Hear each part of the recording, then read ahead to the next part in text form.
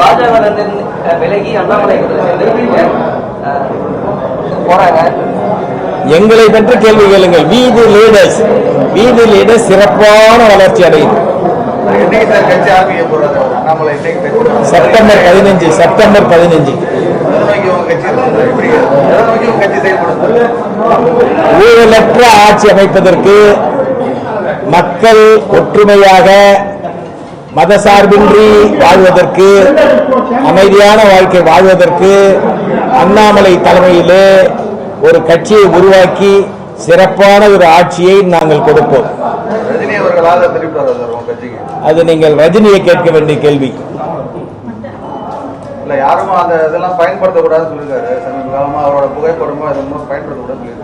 அவர் ஏன் சொன்னார், எதற்காக சொன்னார் என்பதையெல்லாம் நான் அதை சொன்னால் சிறப்பாக இருக்காது.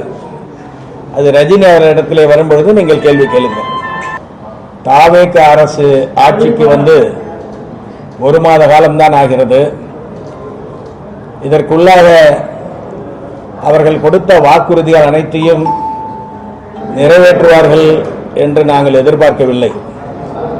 அவர்களாலும் நிறைவேற்ற முடியாது. வாக்குறுதிகளை நிறைவேற்றுவதற்கு 6 மாத காலம்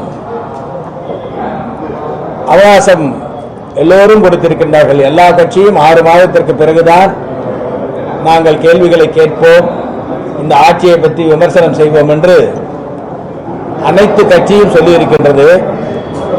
ஆனால் 6 மாத காலத்தின் வரைக்கும் சட்டம் ஒழுங்கு பிரச்சனை, குழந்தைகளை பாதுகாப்பது, மகளிரை பாதுகாப்பது அரசுடைய கடமை. அதற்கும் 6 மாதத்திற்கும் சம்பந்தம் கிடையாது. என்றைக்கு அவர்கள் ஆட்சி பொறுப்பை ஏற்றார்களோ அன்றிலிருந்து அவர்கள் சட்டம் ஒழுங்கை பேணி பாதுகாக்க வேண்டும். கொலை குற்றங்கள், கற்பழிப்பு போன்ற நடவடிக்கைகள் நிகழாமல் பார்த்துக்கொள்வது ஒரு அரசினுடைய கடமை. அதிலே அவர்கள் கோட்டை விட்டுவிட்டார்கள் என்று நாங்கள் கருதுகின்றோம். இனி வருங்காலங்களிலாவது தாவேக அரசு அதிலும் சிறப்பான கவனத்தை செலுத்தி சட்டம் ஒழுங்கை பேணி பாதுகாக்க வேண்டும் என்று வீதி லீடர்ஸ் அண்ணாமலை சார்பாக நாங்கள் கேட்டுக்கொள்கின்றோம். எனவே அளவீடுகள் என்பது அதற்கு எப்படி சிறப்பாக செயல்படுகின்றதா, மிக சிறப்பாக செயல்படுகின்றதா என்பதை எல்லாம் ஒரு 6 மாதம் கழித்து சொல்வது பொருத்தமாக